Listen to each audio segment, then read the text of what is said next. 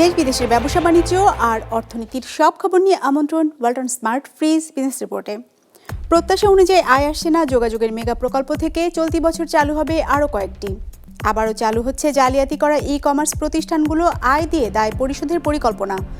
2.5 বছরেও পুরোপুরি চালু করা যায়নি বন্ধ হওয়া পাটকলগুলো, শেষ হয়নি বরাদ্দের কাজ।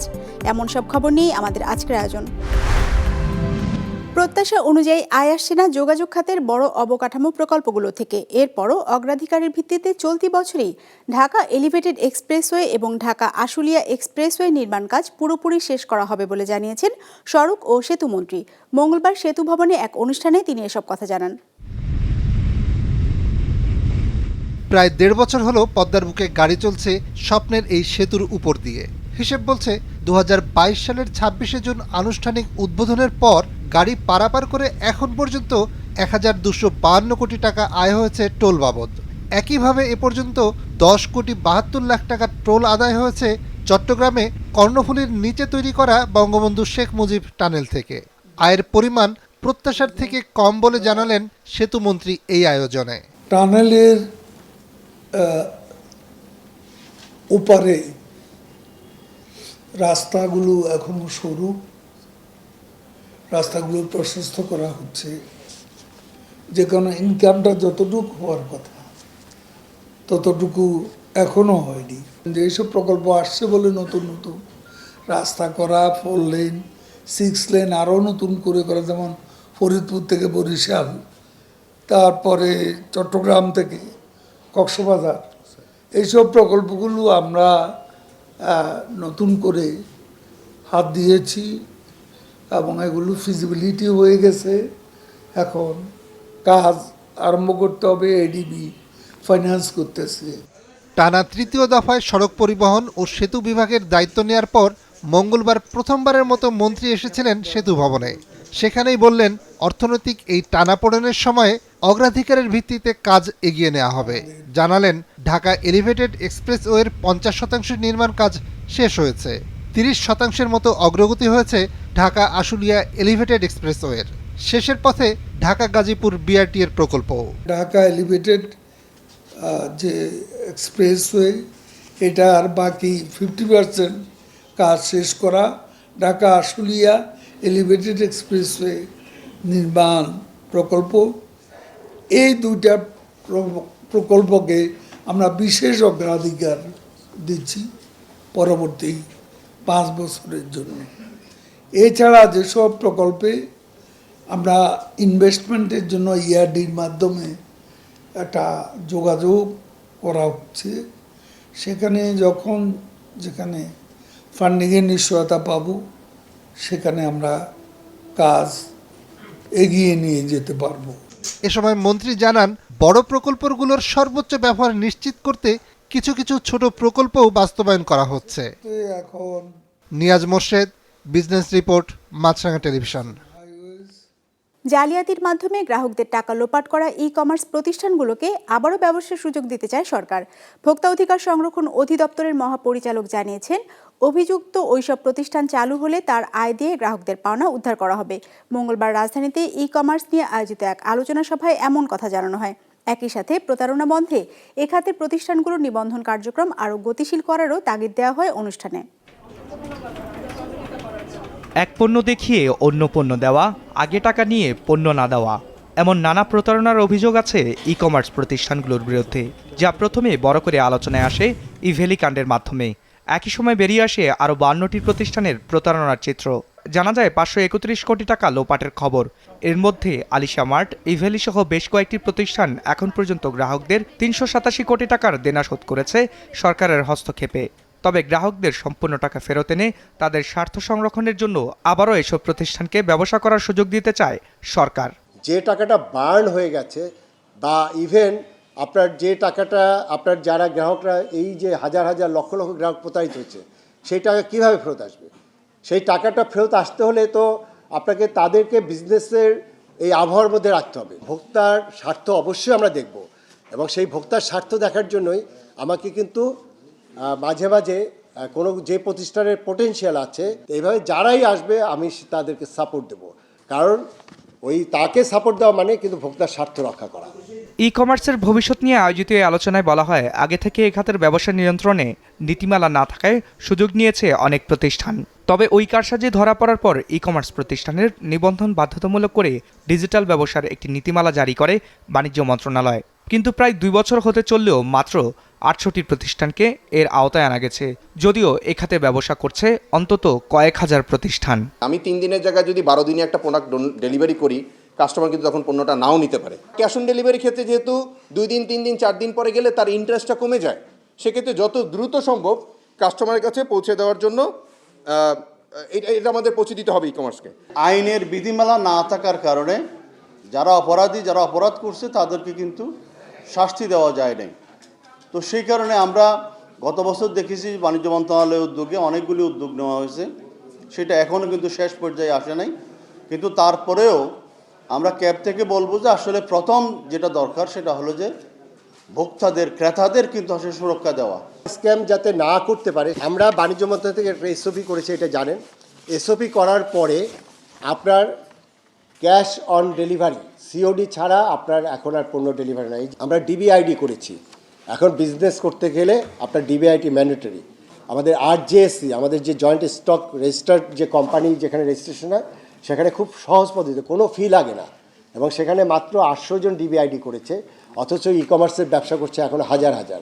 এই ক্ষেত্রে আমি ই ক্যাবের দৃষ্টি আকর্ষণ করছি, ই ক্যাব থেকে এই উদ্যোগটা আরও বেশি নেওয়া দরকার, যে সবাইকে ডিবিআইডির আওতায় আনা দরকার। তখন আমরা কিন্তু ওই যে প্রতিষ্ঠান আজকে খুঁজে পাওয়া যাচ্ছে না, ডিবিআইডি হলে সেই প্রতিষ্ঠানকে আমরা অন্তত খুঁজে পাবো। অনুষ্ঠানে জানানো হয়, বাংলাদেশে ই কমার্সের বর্তমান বাজার 25,000 কোটি টাকার মতো, যা আগামী 2 বছরের মধ্যে 1.5 লাখ কোটি টাকা ছাড়িয়ে যাবে। রায়হান শোভন, বিজনেস রিপোর্ট, মাছরাঙা টেলিভিশন। 2.5 বছর পার হয়ে গেলেও দেশের বন্ধ হয়ে যাওয়া পাটকলগুলো এখনও চালু করা যায়নি। হাতে গোনা যে কয়েকটি চালু রয়েছে সেখানেও পূর্ণাঙ্গ মাত্রায় উৎপাদন হচ্ছে না। টেক্সটাইল মিলস কর্পোরেশন বলছে, পুরনো যন্ত্রাংশ পরিবর্তন করে কাজ এগিয়ে নিতে বাড়তি সময় লাগছে। যদিও নতুন পাটমন্ত্রী বলছেন, পাটের সোনালী অতীত ফিরিয়ে আনতে সব রকম চেষ্টা করা হবে। মঙ্গলবার রাজধানীতে পাট খাত নিয়ে এক আলোচনায় এসব কথা উঠে আসে। লোকসান এড়াতে নিজেদের মালিকানায় থাকা 25টি পাটকল বন্ধ করে সরকার 2020-এর জুলাইতে। কথা ছিল বন্ধ এসব মিল সরকারি খাতে ছেড়ে দেওয়া হবে। টেক্সটাইল মিল কর্পোরেশন জানিয়েছে, এরই মধ্যে 17টির ইজারা দেওয়া হয়েছে 30 বছর মেয়াদে। বাকি 8টির মধ্যে 2টি নিয়ে মামলা চলছে। 6টির বিষয়ে কোনো সিদ্ধান্ত হয়নি এখনও। এমনকি যেগুলো বরাদ্দ দেওয়া হয়েছে সেগুলো চালু হয়নি পুরোপুরিভাবে। মেশিনগুলো 60-এর দশকের হওয়ার কারণে এই মেশিনে সরাসরি উৎপাদন করলে দেখছে যে লাভজনক হবে না, তারা একটু ভিন্নভাবে পরিকল্পনা নিচ্ছেন। অনেকে টোটাল মেশিনগুলোই সরাতে চাচ্ছেন, এবং সেইটা সরাতে হলে স্বাভাবিকভাবেই সময় লাগবে।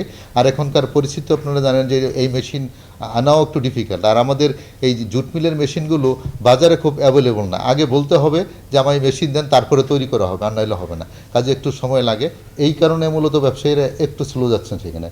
বাংলাদেশ টেক্সটাইল মিল কর্পোরেশনের নতুন বস্ত্র ও পাটমন্ত্রীর আগমন উপলক্ষে এই মতবিনিময় সভার আয়োজন করা হয়, যেখানে বলা হয় 2022-23 অর্থ বছরে পাট ও পাটজাত পণ্য রপ্তানি করে বাংলাদেশ আয় করেছিল 91 কোটি 22 লাখ ডলার।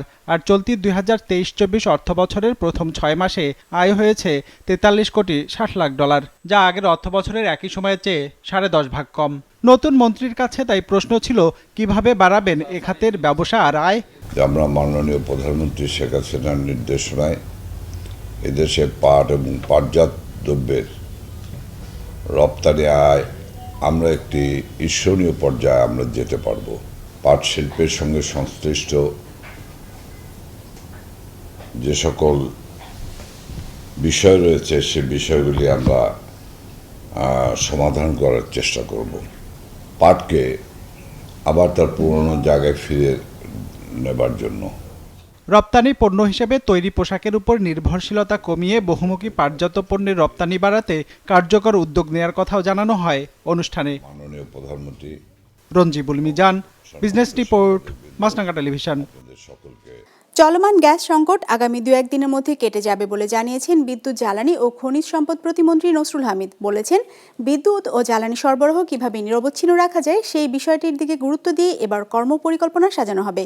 মঙ্গলবার সচিবালয়ে এক সাংবাদিক সম্মেলনে তিনি এসব কথা জানান। বলেন, 2-1 দিনের মধ্যে রক্ষণাবেক্ষণে থাকা ভাসমান টার্মিনালটি চালু হলে গ্যাসের সরবরাহ বাড়বে। তবে 18 জানুয়ারি আরেকটি টার্মিনাল রক্ষণাবেক্ষণে যাবে। তবে 2026 সালের মধ্যেই দেশে নিরবিচ্ছিন্নভাবে গ্যাস পাওয়া যাবে বলেও আশা প্রকাশ করেন মন্ত্রী। বলেন, নিরবচ্ছিন্ন জ্বালানি দিতে পারলে নিরবিচ্ছিন্ন বিদ্যুৎও দেওয়া যাবে। আমরা নিরবিচ্ছিন্ন গ্যাস সাপ্লাই একটা টাইমলাইন ঠিক করে ফেলছি যে 26-এর মধ্যে বাংলাদেশ নিরবিচ্ছিন্ন গ্যাস সাপ্লাই থাকবে। যেরকম আমরা বিদ্যুৎ করেছি যে শতভাগ বিদ্যুৎ এত তারিখের মধ্যে থাকবে, সেরকম আমরা গ্যাসের ব্যাপারে সেই পরিকল্পনা নিয়ে কাজ করতেছি। সংকটের এক সময় পার করছে পাবনার শুটকি মাছের ব্যবসা। উৎপাদকরা জানিয়েছেন, কাঁচামালের দাম বেড়ে গেলেও বাড়ানো যাচ্ছে না দাম, একই সঙ্গে কমছে মাছের সরবরাহ। সমস্যা আছে শুটকি সংরক্ষণ আর বিপণন ব্যবস্থায়ও। বিস্তারিত উৎপল মির্জার রিপোর্টে। পাবনার গাজনার বিলে চর সুজানগরের মসজিদ পাড়া গ্রাম। মৎস্যজীবী প্রধান এ গ্রামে মাঠের পর মাঠ জুড়ে চলছে মাছ শুকানোর কাজ। তবে ব্যবসায়িক মন্দায় প্রতি বছর কমছে শুটকি উৎপাদকের সংখ্যা। এখন মাছ নাই বলতেই চলে, এখন ওই 0.5%, 60%, 10% জায়গায় জায়গায় এখনো ওইরকম হচ্ছে। যারা ছিল ব্যবসায়িকরা, এরাও আস্তে আস্তে মনে করেন যে ব্যবসা থেকে সরে যাচ্ছে। মানে এখন তো সীমিত লোক, অনেক পরিবার ছিল যারা ভালো ভালো ব্যবসায়িক। একই চিত্র মিঠাপানির মাছের জন্য বিখ্যাত জেলার চলনবিল ও গাজনার বিলাঞ্চলের গ্রামগুলোতে। এসব গ্রামের পুঁটি, টাকি, খলিশা, ট্যাংরা ও বেলে শুটকি সুনাম সারা দেশ জুড়ে। অথচ দেশের উত্তরাঞ্চলে সৈয়দপুর ছাড়া কোথাও নেই শুটকির আড়ত, স্থানীয়ভাবেও নেই সংরক্ষণের ব্যবস্থা। ফলে আড়তদার সিন্ডিকেট কমিয়ে দিয়েছে এ মাছের দর। যে মাছ কেনে তার কাছেই নিয়ে যাই, এই জন্য আমরা সঠিক দামটা আমার মনে হয় আমরা পাইনি। এই মাছটা নিয়ে আমরা সৈয়দপুরে যাই, সৈয়দপুরে যাই ইন্ডিয়ার লোক ব্রাহ্মণবাড়ি দিয়ে এই মাছটা পার হয়, যে সেখানে পাঠিয়ে এসে কোনো ন্যায্য মূল্য পাচ্ছি না। শুটকি উৎপাদনকারী মৎস্যজীবীদের অভিযোগ, চায়না দুয়ারি জালের আগ্রাসন এবং গ্যাস ট্যাবলেট দিয়ে নিধনের কারণে এবার বিলে দেখা দিয়েছে মাছের আকাল। ব্যাপকভাবে বৃদ্ধি পেয়েছে শুটকি উৎপাদন উপকরণের মূল্য। অথচ আড়তদার সিন্ডিকেট উল্টো কমিয়ে দিয়েছে শুটকির দাম। ফলে লোকসান গুনতে হচ্ছে মৎস্যজীবীদের। এবার তা বাড়তেছে, তার 50%ও নাই। মূল কারণ হচ্ছে চায়না জাল আর কিছু ইন্ডিয়ান ট্যাবলেট, এগুলো মারিয়ে মনে করেন যে মাছের রেনুই শেষ করে দিচ্ছে। আর মাছ এবার মনে করেন যে ওপার বাজার যে বাজার আছে সে বাজারটাও খারাপ আমাদের। এখান থেকে বেশি দাম দিয়ে কিনতে হচ্ছে, ওখানে যাই লস করতে। ওখান থেকে এসে এখানে আড়তে আসে, আড়তের থেকে কিনে এরা 1-1.5 কোটি টাকার বেশি মাছ হচ্ছে রপ্তানি করে। তবে স্থানীয় মৎস্য বিভাগের দাবি ভিন্ন। তাদের মতে এবার রেকর্ড পরিমাণ মাছের উৎপাদন হয়েছে, মাছের কোনো সংকট নেই। বিগত 20 বছরের মধ্যে এরকম মাছ হয়নি। যাই হোক, এখানে আমরা মসজিদ পাড়ায় যে পিয়াজহাটে যে শুটকি হয়, এখানে মসজিদ পাড়ায় প্রায় 200-250 লোক এখানে সম্পৃক্ত আছে এবং গতবার আমাদের তালিকায় আমাদের 21 জন আমরা আড়তদার পাইছিলাম। এবার মনে তার থেকেও বেশি হবে।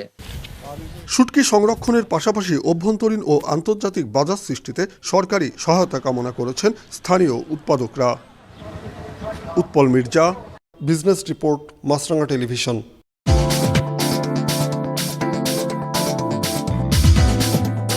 ইতিবাচক ধারায় শেষ হয়েছে ঢাকা স্টক এক্সচেঞ্জের লেনদেন। সার্বিক সূচক DSEX 13 পয়েন্ট বেড়ে দাঁড়িয়েছে 6331-এ। বেচাকেনা হয়েছে 800 কোটি টাকার। লেনদেনে অংশ নেওয়া প্রতিষ্ঠানগুলোর মধ্যে দর বেড়েছে 97টির, কমেছে 79টির, আর অপরিবর্তিত আছে 173টির দর। পৃথিবীর 40% চাকরিতে ভাগ বসাবে কৃত্রিম বুদ্ধিমত্তা বা AI, বাড়াবে বৈষম্য, এমন শঙ্কার কথা উঠে এসেছে আন্তর্জাতিক মুদ্রা তহবিল IMF এর এক গবেষণায়। সংস্থাটি বলছে, দরিদ্র দেশগুলোর 26% চাকরিতে এর প্রভাব পড়বে, যেখানে উন্নত বিশ্বে এই হার হবে প্রায় 60%। ডেস্ক রিপোর্টে বিস্তারিত। প্রযুক্তি বিশ্বে বর্তমানে সবচেয়ে আলোচিত বিষয় কৃত্রিম বুদ্ধিমত্তা বা AI। ইতোমধ্যে বিভিন্ন কাজে মানুষের বদলে AI ব্যবহার শুরু হয়েছে। 2023 সালে কন্টেন্ট তৈরিতে সক্ষম জেনারেটিভ AI এর আরও উন্নত ভার্সন তৈরির উদ্যোগ নিয়েছে টেক প্রতিষ্ঠানগুলো। কারখানার কাজে পরীক্ষামূলকভাবে ব্যবহার শুরু হয়েছে রোবটের। গেল বছরের শেষে প্যাকেজিংয়ের কাজে রোবটের ব্যবহার শুরু করেছে অ্যামাজন, যা চলতি বছর আরও বাড়ানোর ঘোষণা দিয়েছে প্রতিষ্ঠানটি।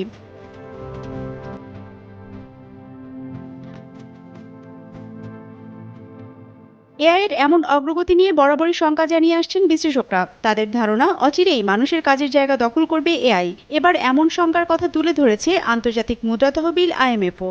সংস্থাটি বলছে, পৃথিবীর 40% চাকরিতে ভাগ বসাবে AI। শুধু তাই নয়, এর প্রভাবে বাড়বে সামাজিক বৈষম্য। IMF এর বিশ্লেষণ বলছে, চাকরির একটি বড় অংশকে প্রভাবিত করবে AI। তাদের হিসেবে বর্তমানে যেসব কাজ মানুষ করছে তা এআই এর মাধ্যমে করা সম্ভব হবে, যা শ্রমের চাহিদা কমিয়ে দেবে, প্রভাব ফেলতে পারে মজুরিতে, ফলে চাকরির বাজারও ধ্বংস হতে পারে। আইএমএফ বলছে এআই দ্বারা সবচেয়ে বেশি প্রভাবিত হবে উন্নত দেশগুলো, যেখানে প্রায় 60% মানুষ চাকরি হারাতে পারে। অন্যদিকে দরিদ্র দেশগুলোতে এই হার হতে পারে 26%। এ বিষয়ে আইএমএফ প্রধান ক্রিস্টালিনা জর্জিয়েভা বলেন, এআই এর সুবিধা কাজে লাগানোর মতো অবকাঠামো বা দক্ষ জনবল অনেক নিম্ন আয়ের দেশে নেই, যা সময়ের সঙ্গে সঙ্গে বিভিন্ন দেশগুলোর মধ্যে বৈষম্য আরও বাড়িয়ে তোলার ঝুঁকি বাড়াচ্ছে বলেও মনে করেন তিনি।